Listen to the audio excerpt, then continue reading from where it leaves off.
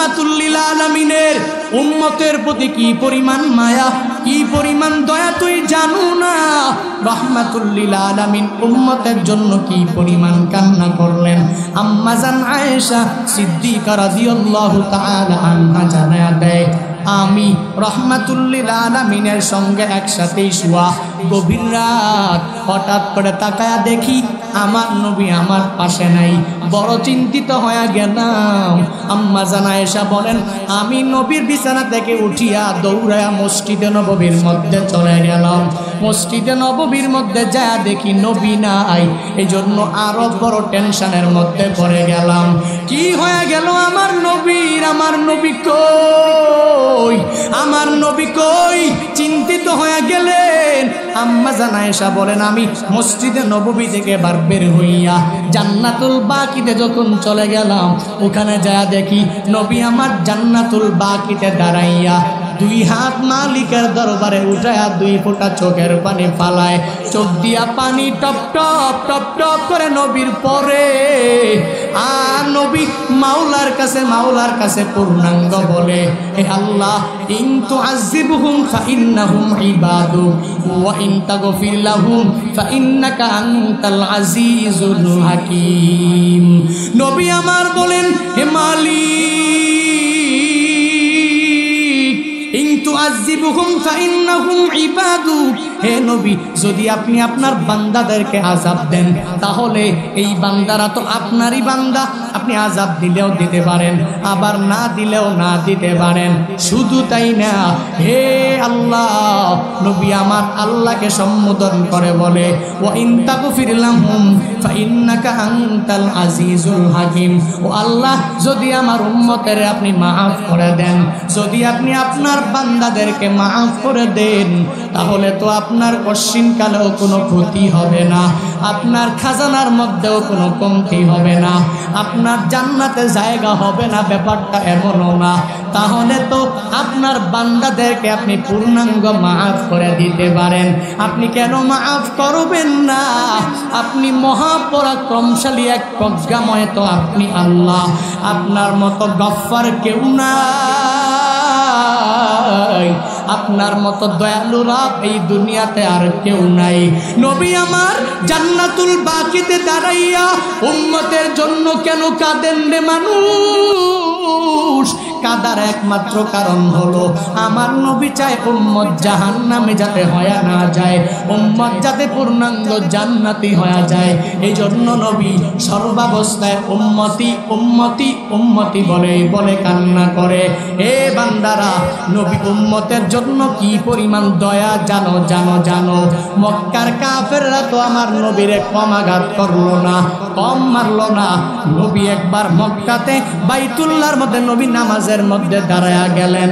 সিজদার মধ্যে যাওয়ার পর আমার নবীর উপরে উটের নারী ভুঁড়িগুলো কাফেররা যখন চাপায়া দিল, এই নারী ভুঁড়িগুলো চাপায়া দেওয়ার কারণে, নারী ভুঁড়ির কারণে নবী আমার সিজদা থেকে উঠতেও পারেন না।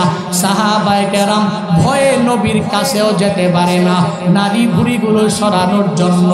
ফাতেমা রাদিয়াল্লাহু আনহা দৌড়া যায় দেখে বাবার অবস্থা বেশি ভালো না, বাবার পুরা বডির মধ্যেই নারী ভুঁড়ি পূর্ণাঙ্গ চাপায়া দেওয়া হলো। আমার নবীরে মক্কাবাসী এত কষ্ট দিল, তবুও নবী আলামিনের জন্য রহমত, তবুও নবী আলামিনের জন্য বড় দয়া, আমার নবী আলামিনের জন্য কি পরিমাণ করুণা।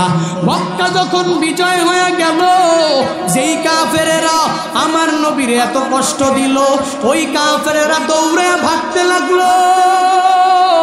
নবী আমার বলে, না না, কোথায় যাওয়ার কোনো প্রয়োজন নাই। লা তাসরিবা আলাইকুমুল ইয়াউম, আজকে তোমাদের ব্যাপারে আমার কোনো অভিযোগ নাই, আজকে কোথায় যাওয়ারও তোমাদের কোনো প্রয়োজন নাই। হে মক্কাবাসীরা, তোমরা আমারে বড় কষ্ট দিয়েছো,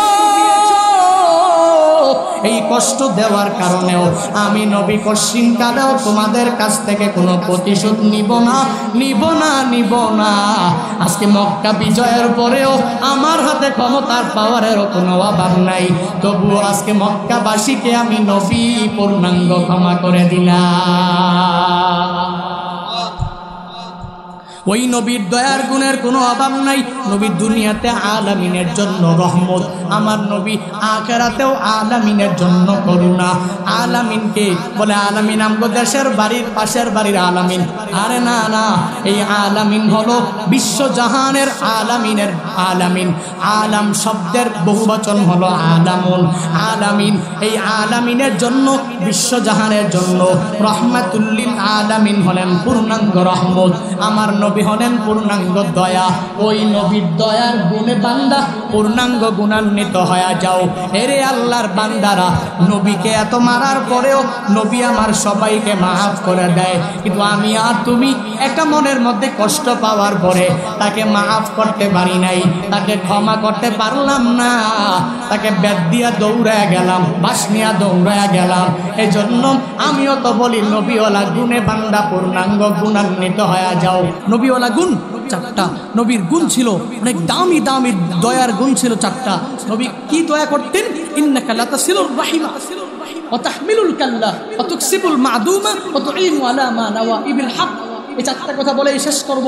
রহমাতুল লিল আলামিনের দয়ার গুণ ছিল চারটা। কয়টা? জোরে বলেন না। এমনি তো অভাবই নাই, অনেক দয়া। নবী উম্মতের জন্য রহমত, আলামিনের জন্য রহমত। বলেছেন কে? আলহামদুলিল্লাহি রাব্বিল আলামিন।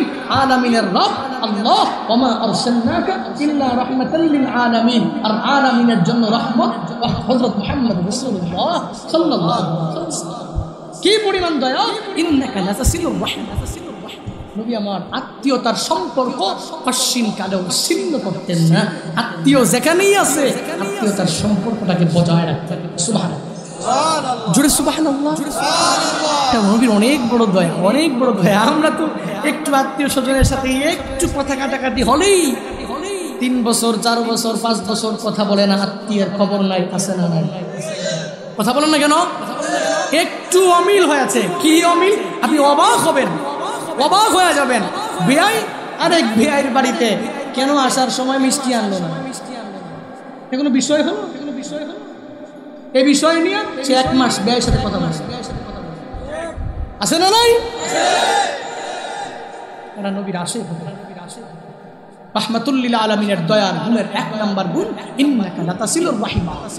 নবী আমার সর্বাবস্থায় আত্মীয়তার সম্পর্কটাকে বজায় রাখতেন। কয়টা গেল? 1 নাম্বার গুণ দয়া।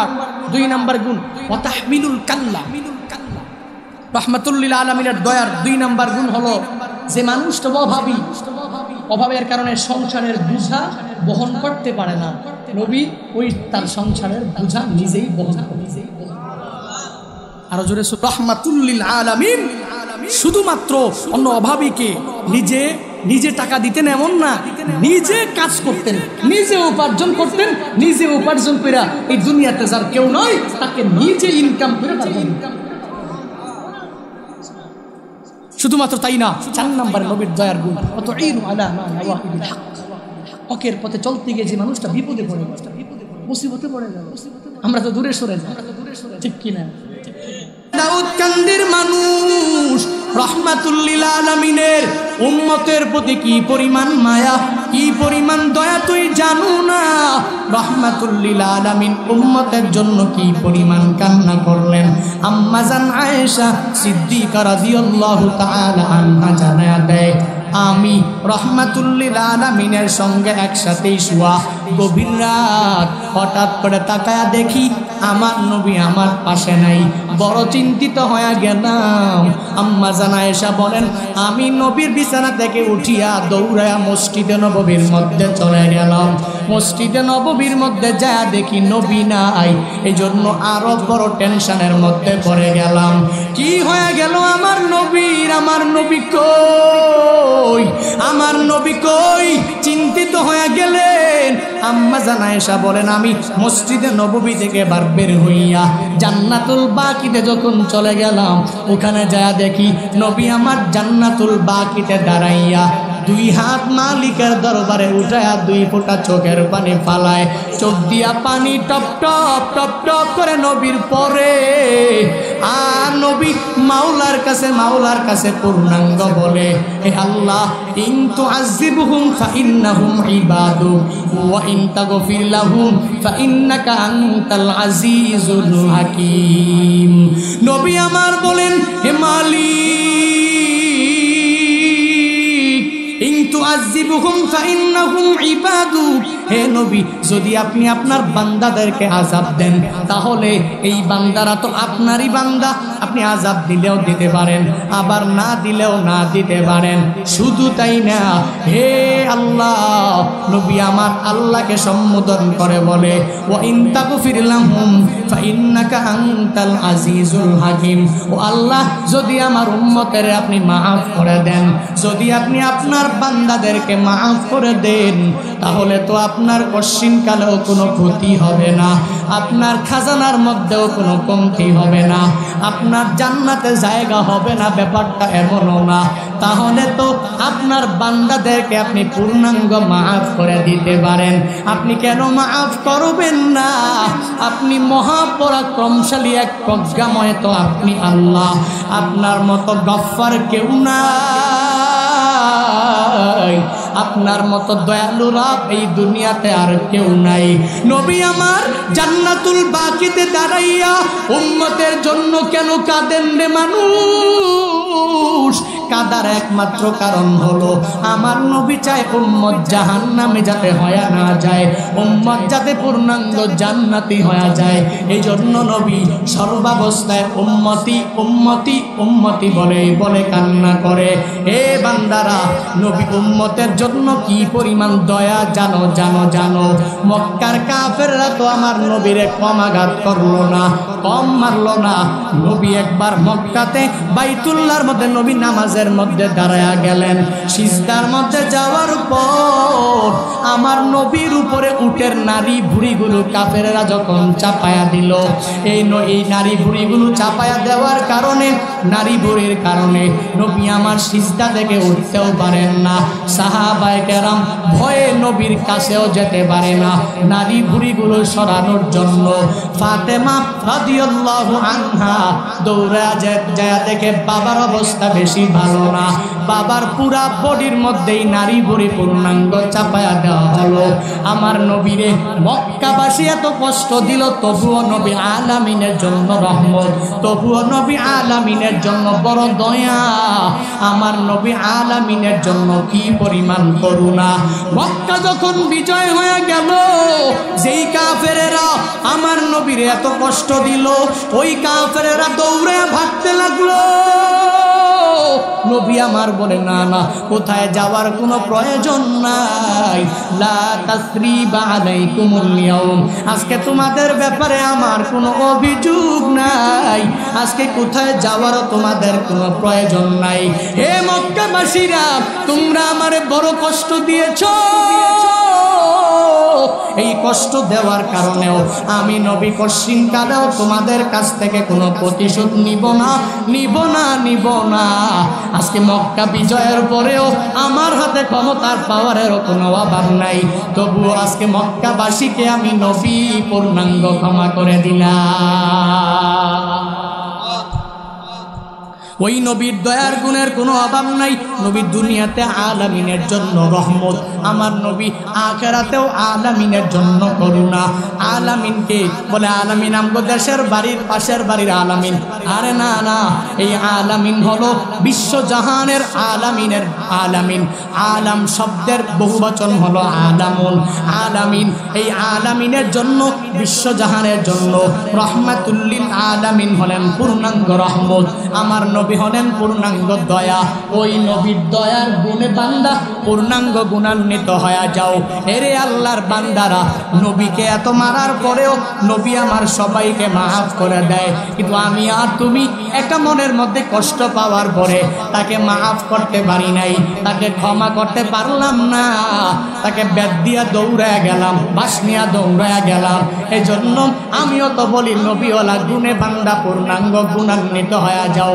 নবীর সুন্নতের আমলগুলো কেমনে করবেন? নবীরে পাই নাই। বলে হক্কানি উলামায়ে কেরামের কাছে যাবেন, হুজুর আমাকে একটু বলে দিন, আমি একটু সুন্নতের আমলগুলো করতে চাই। হায় হায়, নবী ইসলামের জন্য, দ্বীনের জন্য এত কষ্ট করলেন, আমি কেন পারবো না? এই চিন্তা পূর্ণাঙ্গ লালন করব। নবী কষ্ট করলেন, সাহাবায়ে কেরাম ত্যাগ করলেন, আমি কেন পারবো না? নবীওয়ালা গুণ 4টা। নবীর গুণ ছিল অনেক দামি দামি, দয়ার গুণ ছিল 4টা। নবী কি দয়া করতেন? ইন্নাকা লাতাসিলুর রাহিমা ওয়া তাহমিলুল কাল্লা ওয়া তুকসিবুল মা'দুমা ওয়া তুঈনু আলা মা নাওয়াইবিল হক। এই 4টা কথা বলে শেষ করব। রাহমাতুল লিল আলামিনের দয়ার গুণ ছিল 4টা। কয়টা? জোরে বলেন না। এমনি তো অভাবই নাই, অনেক দয়া। নবী উম্মতের জন্য রহমত, আলামিনের জন্য রহমত। বলেছেন কে? আলহামদুলিল্লাহি রাব্বিল আলামিন, আলামিনের রব আল্লাহ। ওয়া মা আরসালনাকা ইল্লা রাহমাতাল লিল আলামিন, আর আলামিনের জন্য রহমত হযরত মুহাম্মদ রাসূলুল্লাহ সাল্লাল্লাহু আলাইহি ওয়াসাল্লাম। কি পরিমাণ দয়া! ইন্নাকা লাতাসিলুর রাহিম। নবী আমার আত্মীয়তার সম্পর্ক অশ্বিন কালেও ছিন্ন করতেন না। আত্মীয় যেখানেই আছে আত্মীয়তার সম্পর্কটাকে বজায় রাখতেন। সুবহানাল্লাহ, জোরে সুবহানাল্লাহ।